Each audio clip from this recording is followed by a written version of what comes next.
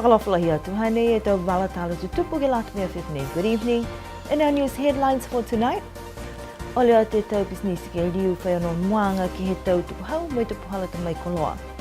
Businesses ask for leniency with tax and port charges. Amana ke takita ke motuku New Zealand ke hoku mai he mahinahan masi. New Zealand Prime Minister is due to visit Niue in March. Whai kisa e whakatuwhono ke he tahamadakau ni Leveki atua e ke matangahua tumua ki whanua ke uluulu. Ridge to Reef Executive under review by Cabinet. Tope e whalu pisinisi ha koe tau whakahoroanga pa ke tau whakatakaanga fō he whakatawhono ke lata mo e tau tuku hau mo e tau tutungi mai tau koloa ni te mai e ke he motu. Koe whakatakaanga he whakatawhono ke lata mo tau pisinisi ke tutungi whakamua e tau tuku hau osi to hoko mai e tau koloa ke he whakatonga. Tope e whalu ha koe mena nāka i lahi maha ki e tau tupe whakangahua a tō whakafua e tau koloa. Mai manako ke whai kisikisianga atu ki ai fuki. Whakatutala e mai taha mo koloa ke iloa ko hingoa whalu a tau manatu halutū. Koe tau tuku hau ka hako tau koe tau mata whakatuwhono tuhi. Kua lata tu e mau tōle tau pisinisi ke tutungi tau tuku hau ia. Ka koe taha e mana ne whai lauia ai ke ha mau tōle tau pisinisi. Koe ka kāna koe koe tau mangaho. Ka fuaki mai ke tutungi e tau tuku hau ia. I loa me mai longa usi tau tūru ka ha. Nā kai tōlonga e tu tangata he motu ke whakatau e tau koloa. Sika pehe nā kai sela e tau koloa ia. Tō nā kai lahi hai tupe pisinisi ke tutungi e tau tuku hau ke tau mangaho kua whawhasi ki ai ke he mata whakatuwhono. So koe ole e tau tangata mau koloa. Ne whai tamai tau koloa ke motu. Koe ole ke whakahangahanga mitaki e whakawhituianga ia he mau koloa. Mo e whahe tuku hau. Fuaki mai ke he tau pisinisi e tau ngaho kua lata. Tunga ha whakatai atu ke tau motu kehe. Ka pehe watu matu ke whakatau ke tau motu kehe. Whamai tu mau he tau mau koloa i New Zealand tōlunga fulu e aho. Ke tutungi mau tōlu e kai tā lofa ia. Si koe tau whanga anganga pia ka hako mamuna ke mau tōlu ke liu whiwhiri ki ai e matakau tuku hau he whakatuwhono. Fuaki mai laka hapi hia e tau ngaho pia. Tōlunga fulu e aho ke tutungi ai he mau koloa e tau tuku hau ia. Kai pehe mai e tahu kui pa ke tawita ke whahe custom wa ka kano ne ko tau sei pe nei ha kua maua e tau whailoanga mai he whakatuwhono ke kamata whakangahua e tau mata whakatuwhono. Koe tau ua whihewa ne hai whalua tau whakatokaanga ke fuaki atu ue whahi tapu ke tau pisinisi ke tutungi e tau tuku hau mai tau kolata mai ka kua walu tuai e tau hanei mai kua tali ai kua lata ke liu ke tau whakaroanga tuai. I loa fuaki koe whalu pisinisi kua nā kai whakamole tau mawehianga mai kua tōtua fuaki e tau tutungi mai longa tu pisinisi kai tūmau e ole ke whaiman tuanga ke tuanga he tau mana moa. Mai longa lahi mau tōlu e tau tonuhia whakamata whakatuwhono tuhi. Si nā kai whakasikai mau tōlu e koe hana tuai nea, koe lata tuai mau tōlu ki tutungi e tau tuku hau ia. Ka koe ole mau tōlu ke whakahoahoa ke tau mana ko maua ke tau ngaho ka maua ki ai. Hahai ai tau mau koloa ne lalahi mahaki. Si koe tō lalahi e tau tuku hau. Ka lauia ai ke lau tōru. So, haia, pihia whalo tau onoanga ki tau amamuna kianga ka he whakatuwhono ke oko tau tuku hau. He mangaho ne kua hoko mai e tonga, tō whakatoka e tau koloa, he mau koloa. Ke mai ke ia ke whakafua ki tau tangata. Kua puhala atu fuki e ole halu tōru wai he matakau he tau pisinisi he motu ke whakatuwhono ke liu whai onoanga ke he whiwhirianga nei mo taha e maanga ni kua mitaki mo tau whahinga hua. Talahau mai he ofisa kastamu nā kai mai ke tōru ke whaihikianga ke he tau mata whakatuwhono mai mui tua ni ke tau whakatokaanga he whakatuwhono. Amana ki ke kamata whakangahua e tau whakaroanga nei mo tau pisinisi ke he whakatonga ka hau he mahina nei.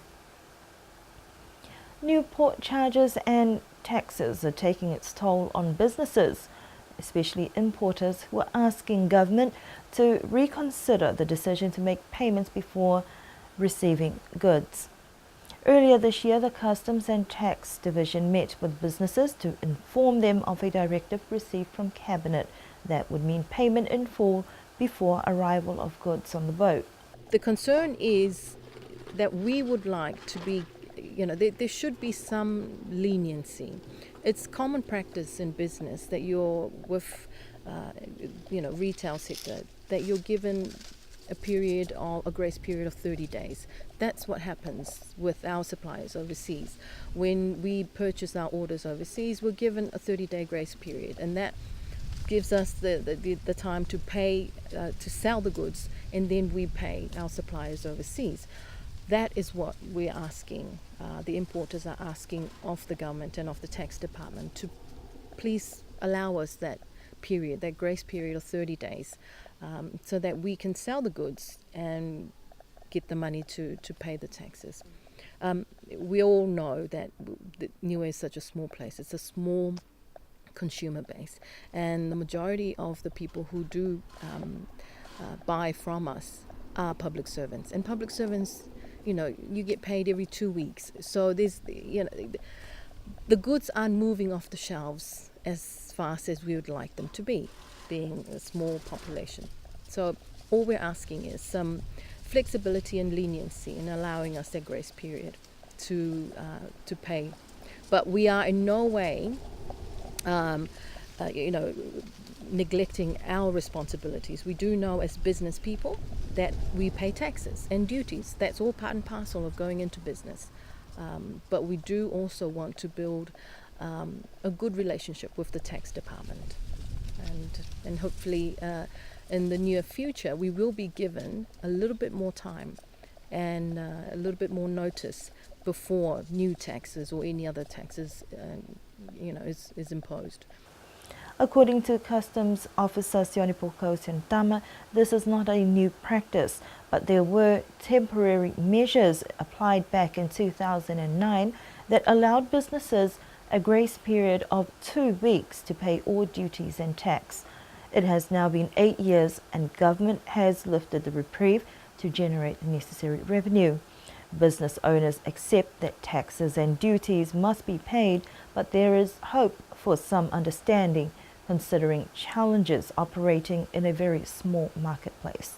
For those of us who service the government departments, we still do have this, issue of invoices that remain unpaid for up to months and sometimes years, and that is, another relationship issue that we need to work on. But this is a historic issue that has plagued a lot of businesses for a long time now. The government departments,